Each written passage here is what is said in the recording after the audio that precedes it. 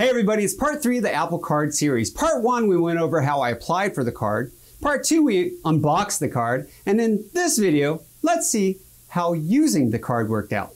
Stick around to the very end because it's going to be full of a lot of surprises.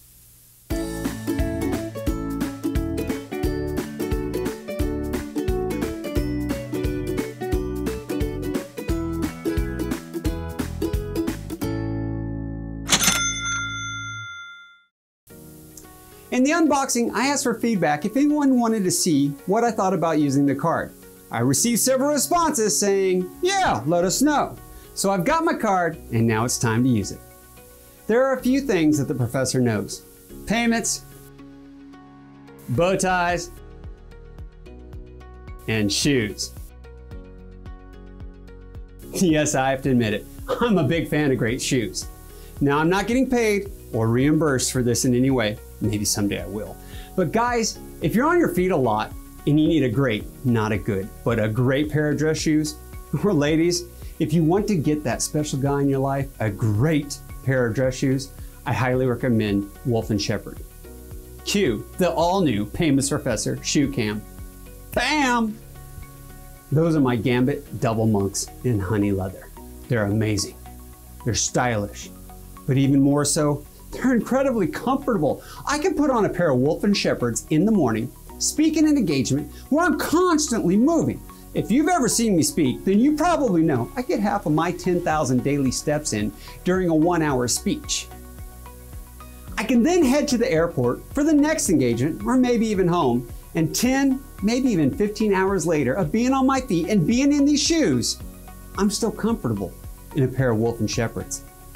Well, there's a special edition that was recently released, the Toro collection. They're beautiful, check these out. I decided that's where I'm using my Apple Card. But to conduct this experiment, I wanted to make sure a couple of rules were followed. I wanted to make the purchase using only my phone, because that's how a lot of us want to be able to do things, just using our phone, nothing else. And I didn't want to have to touch the physical card. Remember, there are no numbers on the card, so I shouldn't need it at all anyway. I go online to the website. I find the shoes. They have my size. It's time for the checkout process. I go to checkout and there's not an Apple Pay option. Before ever getting the Apple Card, I've been able to use Apple Pay at a few retailers online as an Apple Pay checkout option. Of course, there are options to be able to enter all the card information, but I don't want to do that. I want to see just how easy and seamless this can be. End result, back to the shoe cam. Okay, those are nice shoes. I didn't get the shoes I wanted, but those are nice shoes. I decided there's something else I've been eyeballing.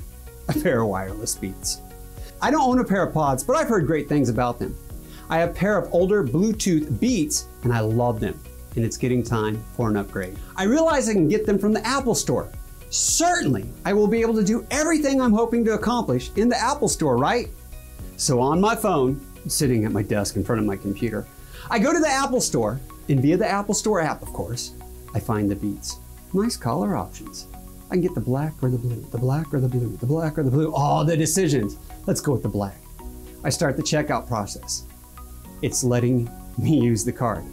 Well, after I go set it to the default in the Apple Wallet, because if you remember, I didn't do that in our first video. Ask if I want to set the card as my default card, to which I actually said, no. I'm just not ready for that type of commitment yet. So I do that and back to the checkout process. It's telling me that I'm going to get cash available right away, $8 worth. I notice that shipping is $8 to get it the next day, or free if I can wait an extra day.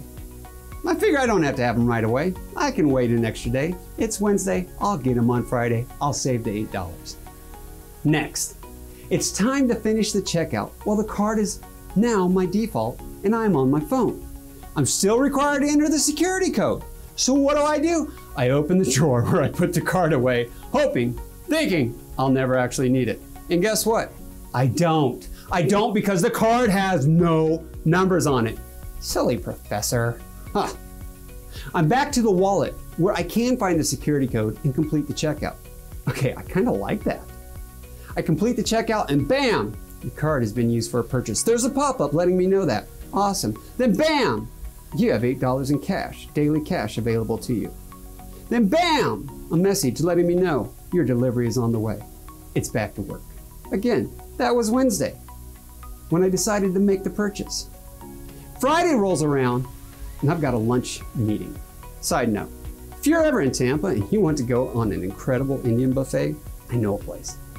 Well, I decided to check out the status of my purchase before I went to my lunch meeting. I wanted to be here when it was delivered. I wanted to be able to record what happens. I check my email and I have a notification that my beets are out for delivery. I also happen to know they are being delivered to my old address. Wait, what? If you've watched the entire series, you might remember I updated my address. I had to as part of getting the card. And then I had to confirm my address, only my address was wrong. It was actually my old address because I recently had moved. So I call in right away. You want to find out what happens next? You're gonna have to stay tuned for part 2 of the purchase and delivery series, or portion of the Apple Card series. It's full of surprises. Until then, if you got any questions, message me or email me, Kevin@paymentsprofessor.com.